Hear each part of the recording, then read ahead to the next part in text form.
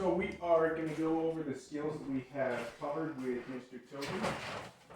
So this first exercise is the most important exercise that we go over because this is a behavior exercise and it's going to allow Mr. Toby to work through all of his big emotions. So anytime that we are overly anxious or excited, we've got the capability to work through that.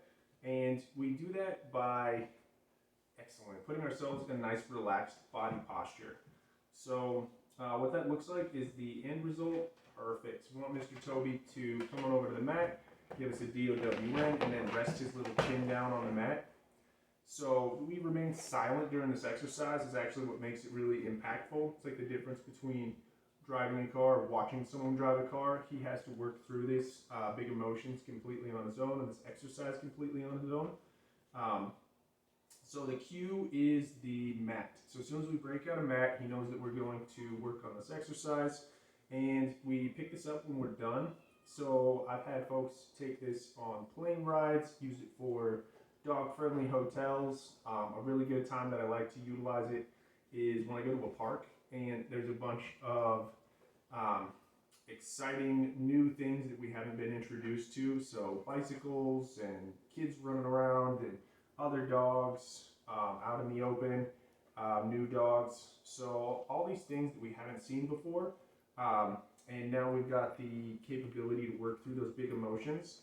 So you can work from a distance that he is comfortable with. So let's say it's bicycles and he gets too excited, stands up and wants to run towards the bicycles. What we do in that instance is that we would back up and do it from 5 feet further away and work from there. And we want to continue to get closer and closer as time goes on, but don't go too far too fast. Much better to start off from a comfortable distance where Mr. Toby can come on over, give us a nice DOWN and rest his little chin down and get this really relaxed body posture, signaling to his brain everything is okay. We can work through this. We're nice and relaxed. Everything's fine.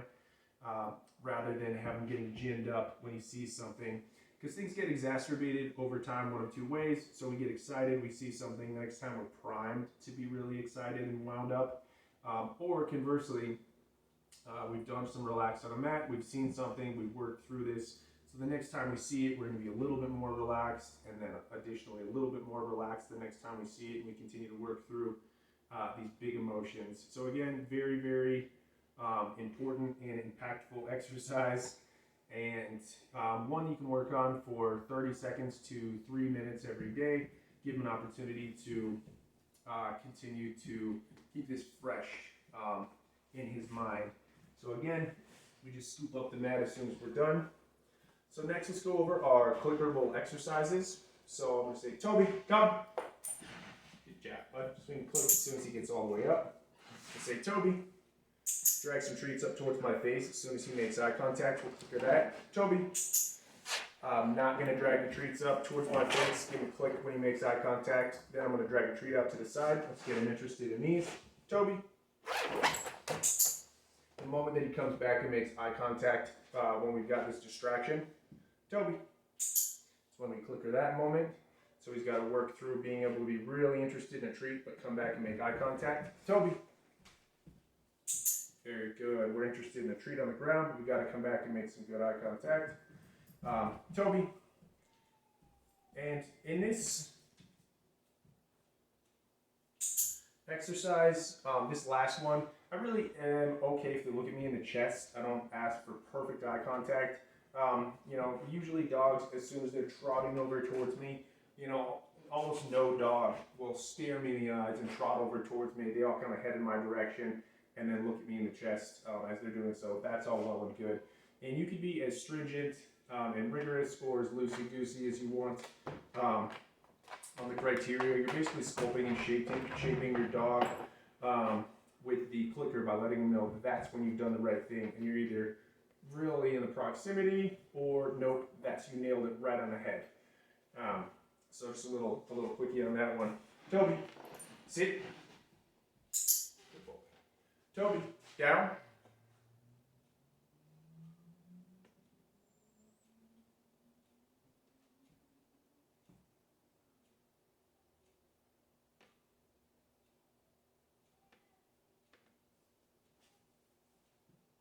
So Toby has really worked through this. Toby, stay.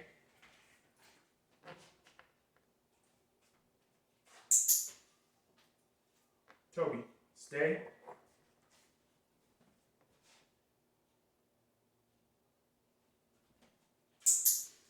So I want to return to that. So the down. So he's gotten to where he can work through and do a down on his own. But the way that we kind of broke through for him is use this mat, something that's just soft. It's funny. So he would do a down for me in the grass and on a mat. He just wants something soft and cozy, comfortable for him to do a down on. So you'll notice here if I break out a mat, it could be any sort of soft mat, so we do something other than just relax on a mat. So just the one that we use in his bed. So you'll notice that he's more apt to do it. Toby, down.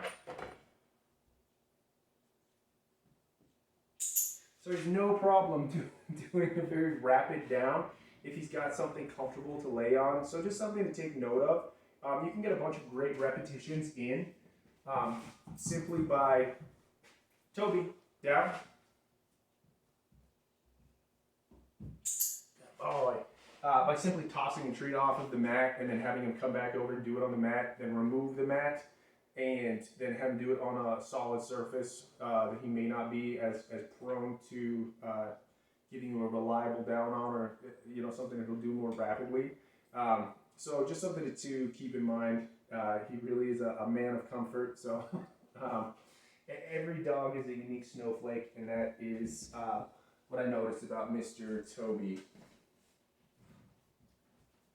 Toby, touch. So this is our targeting exercise. We get Mr. Toby, here you go bud, we did it. We get Mr. Toby to go where we want him to go, touch.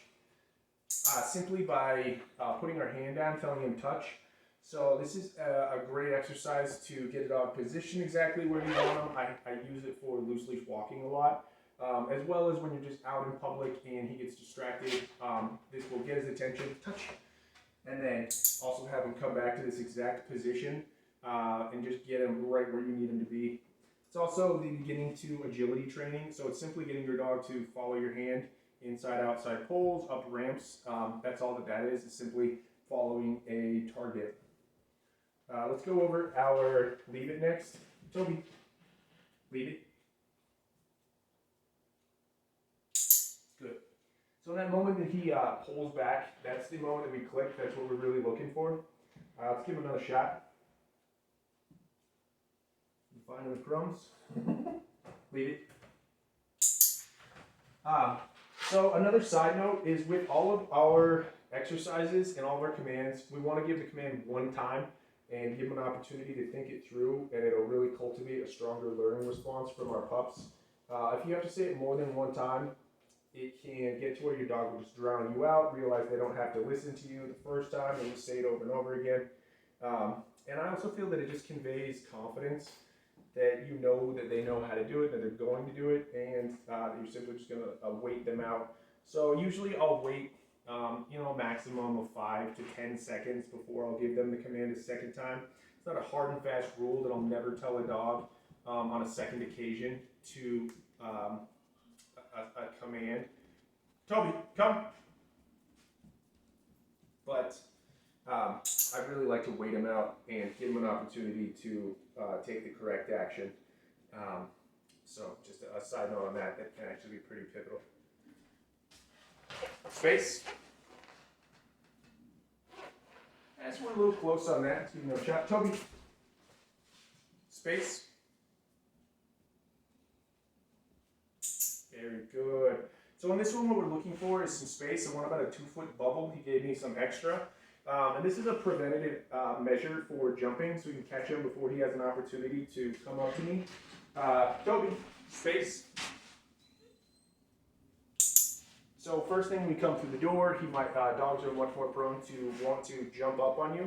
So you can simply tell them space. They'll give you that 2-foot bubble, and then you can click. And on this exercise, I always like to treat them from the floor so that they get used to everything coming from down low. So one last thing on this segment that I wanted to go over is his counter surfing. So he is more prone to being interested in things that are up high. So the way we can work through this is work on some different surfaces.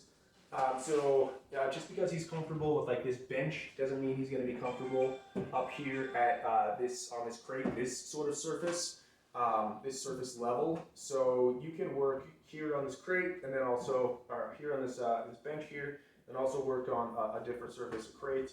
But you can work on your counter, on a chair, for instance. Anyway. And get them used to just a broad-based generalization, a general association that we're just supposed to stay down regardless of where it is. So I'll show you what this can look like. So I'm simply going to give Mr. Toby something he's interested in. It's not too high value reward. So this is stuffy. I'm going to put it up here, Toby. And I'm just going to have him get to where he's interested in this. He checks it out. He knows that it's up here. I can move it around. Toby. But he focuses back in on me. I'll do it from a different angle over here. And I've got my little stuffy up here. We're moving it around. Toby. You've got some other interesting things going on. Good. So I move this over here. Toby. So I'm clicking and treating for him, looking at me, checking in with me, and for keeping 4 feet on the floor, even though he's aware that we've got this stuffy up here, so he just checked in with me. So initially, you're gonna want to say his name more frequently, so I will get him interested. Toby, he'll focus back in on me, and as he gets more advanced and comfortable with knowing that something's up here but not going after it, then I can remain silent and see if he would willingly check in with me. Good job, bud. And not go after it, even though I'm not saying his name. So it's going to be much easier if I'm just saying, Toby, Toby, getting him interested in me.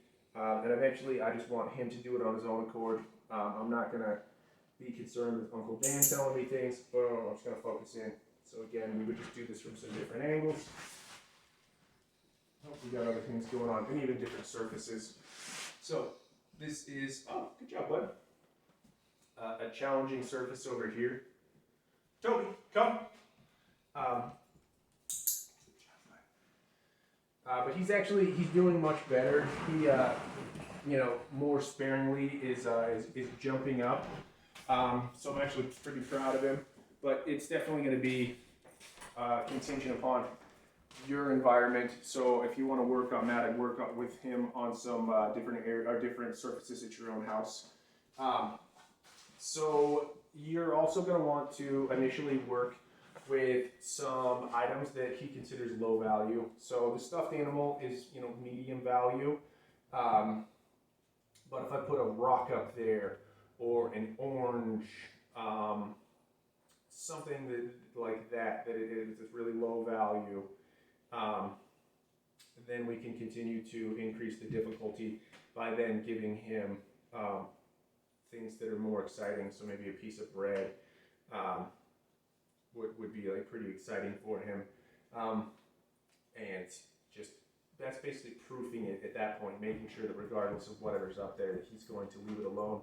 So that's another piece of this, is that you can just continue to work with him on higher and higher value rewards, but really get a solid foundation on what he perceives as a low value reward up there on the counter. So that's the piece on counter surfing. So now we're going to get our cutie leashed up and go over that.